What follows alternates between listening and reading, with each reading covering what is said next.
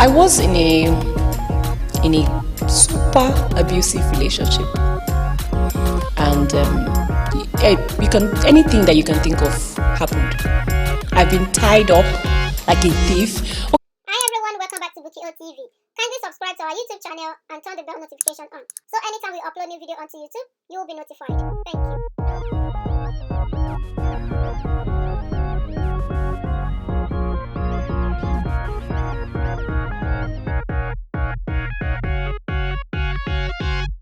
Thank you. Thank you for this question. My biggest mistake was, I can't really answer this question without shading the person. I don't like throwing shades, but there's this guy. Number one, now I hate love, I hate romance, so thank God the movie has action and comedy and music, because I'm not the I was with this guy who never really believed I loved him. I don't even understand how that works. How can you put everything on hold for someone and give your all to make someone happy, and all they think is you're too good for me? How can you drop everything for someone and all they believe is you're too good for me? This must be a dream, this must be a lie. I mean, at the beginning it's really cute when he tells you I don't deserve you. You're like, oh my god. But along the line, everything you do is like a competition, like the worst mistake I made was being with someone I was better than mentally, intellectually, financially. That was everything, because I don't know whether to call it inferiority complex or low self-esteem. I couldn't talk to people without, I'm not even going to go to stories now, but he just felt threatened all the time, and there was this hunger for control always. Like, nigga, chill. I belong to you. Well, I supposedly belong to you, so I'm not competing. Anything I have is yours. I'm not trying to outshine you in life. You don't have to punch my face to make sure I don't talk back at you, or to make sure your word is Lord. Anyway, blah. So the biggest mistake I made was dating someone that I was better. I was in a super abusive relationship, and anything that you can think of happened. I've been tied up like a thief. Okay, I don't want to go into all this, but I've seen a lot in my life, and I thank God for comedy. I'm still alive. I'm not mad on the streets, and at this point in my life, when I see things happening, people's marriages, people's what, I'm like, okay, nothing can faze me anymore. Nothing can shake me, because I've seen the worst of life. But thank God we don't look like what we've been through. By the way, congratulations to me. My legal divorce papers came, was it yesterday? Sometime this week. I'm free. So, and if I don't tell you, you'll never know. It wasn't just a relationship, it was a marriage, which is kind of worse. Ta-da! That was my worst mistake in life. People always say, when you say, what do you mean a man you're better than? How can you say you're better than the person and all of that? Well, people say marry for love, don't marry for money. It's always best when you guys are humble together and you grow your empire together. I didn't have time for that bull, because, well, I tried to do that. I tried to marry for love, we'll grow together and all of that, but it didn't just work. So sometimes when you see a woman trying to find someone who is more established than she is, it's not because she's a gold digger. It's just men are egocentric. If you're better than a man, there's some very confident ones that even if the woman is the one paying for everything, they're still okay. But most men They can't even handle it. They can't, even if the woman is loyal and everything, they still can't. They will still act out and behave all, only very few of them can cope.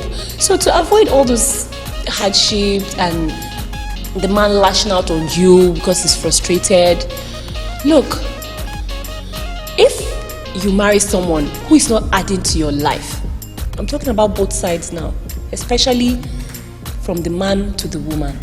If your husband, your king, your lord cannot mentor you, cannot put anything in your life, cannot impact in your life, then what is this marriage all about? What are you doing?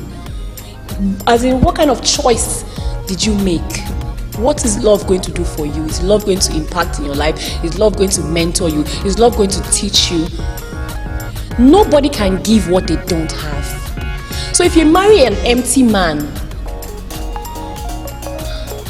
I beg, don't ever tell anybody marry for love. Just blah, blah, blah, blah. As long as he has dreams. There's some people with dreams that are still lazy and empty, and they have the dreams and they're just using the dreams to look for wife. Well, the thing about this love thing, it just happens on you. It will just happen, bam, and your head will just scatter. So all this one I've been making mountains, but I don't know. Now I know what I want, and I know exactly what I want. I'm not going to be marrying for love next time. I'm going to be marrying for purpose. I'm going to be marrying for the future. And then at the end of the day, when you even look at the Bible, God did not create Eve for love. He did not put the two of them together for love. It's a symbiosis thing. One will give company to the other, and the other gives help to the other. They grow each other. They actually invest in each other's lives. So if someone comes with a higher mindset than I am, someone more intelligent than I am, of course, to find that kind of person will be very difficult because I'm very, very intelligent. Thank you. Yes, I'm proud. Come and beat me. So yeah, if he's more intelligent than I am, please, he has to be richer than I am, I beg. I'm tired of and then he has to have vision. He has to have a goal, like where he has to see himself somewhere in 5 years. He has to see me too in 5 years. He has to know my dreams. He has to have a dream of his own, and then be what they call this word now, hardworking. Not just have a dream and just be lazy and wait for me to do everything for you. No, we do stuff for you. I play the role of Priya, the